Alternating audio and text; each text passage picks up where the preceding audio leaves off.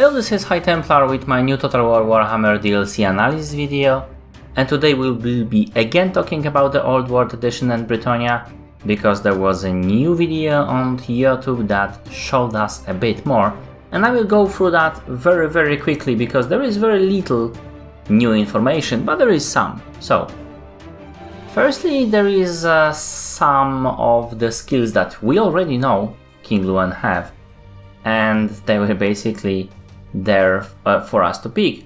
So we know that the regenerating abilities of the Champion of the Lady will not be available from the start. You will have to wait for them for a bit.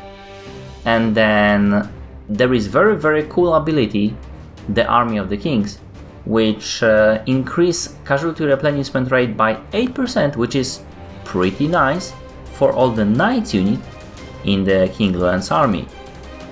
Then finally we have Beloved Sons of Bretonnia, which is wide map buff, and it's pretty awesome, so you cannot miss it. What is very interesting that usually the lords have one skill that is like, right, since then on you have 10% versus missile resistance, and that's pretty bad, but I never take it, at least. It's not very useful, and there are better ways to spend those points. But the Lion's Shield is actually for 22 seconds with 90-second cooldown, which is not that much. 90 seconds is not that much. It's giving 44% of magic resistance and missile resistance. That is massive, and if used correctly would be very useful indeed. Then we have few traits that will be available for your lords in Bretonnia, and they are tailored the same way as they were in Wood Elves. And mind you, you can get rid of negative ones, and the negative one will be pretty severe. But let's firstly look at Confident Attacker. Right now, you not only get a Chivalry with it, some leadership and aura size when attacking, but also you are getting information why did you get this particular trait, like gained by winning offensive battles, right? And then we have Procrastinator, which is staying at home for quite some time, and this is absolutely disastrous because it's Chivalry minus 20 and campaign movement range minus 10% and enemy hero action plus 5%. That's really bad, but remember, you can get rid of that.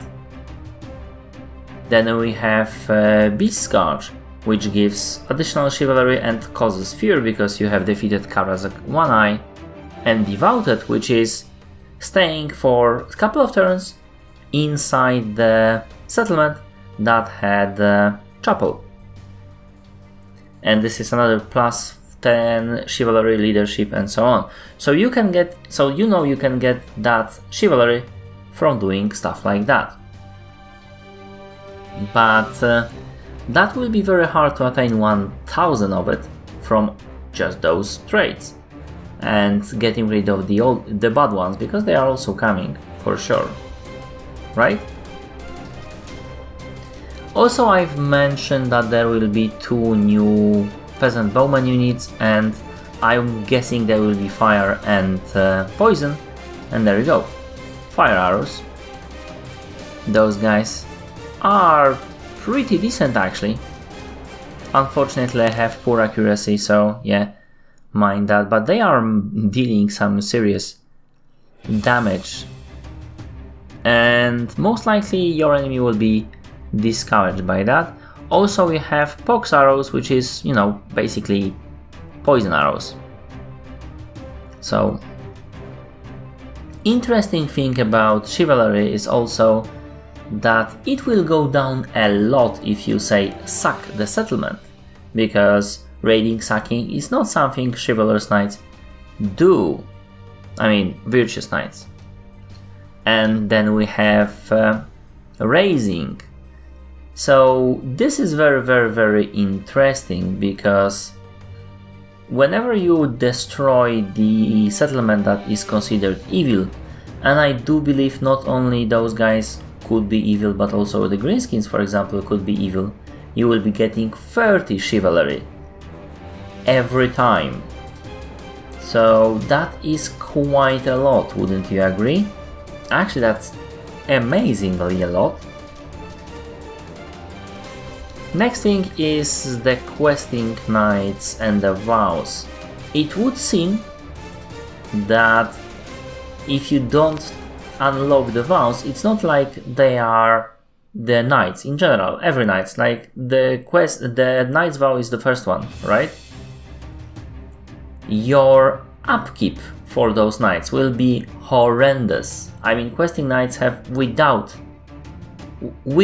the questing vow, those guys have 300. So, and it would seem that you should really be putting those guys only for the lords that do have questing vows, because if you won't, you will be forced to disband them. When your lords who have the questing vow dies and you have to summon a new one, you should really better take a one that has already questing vows, because that will be a problem, and this is something I haven't foreseen before. Also, if you have quests, we were told that you will be getting some chivalry from the quests, but for the entire quest battle for the Sword of Coron, we are only getting 20. And that is not that much if by raising single settlement of evilness we are getting 30. That's not that much at all. And this is all the new information that I've noticed. If you've noticed more and if you have more sources, please leave the comment below, so I might be adding that to the knowledge database basically. And this is it. Hope you like it. If you did, press like, comment if you will, and see my other videos. In Total War Warhammer, I do DLC analysis, mod reviews and mechanics videos, but I also do Let's Plays in Total War series and other games. Thank you for watching, and see you later.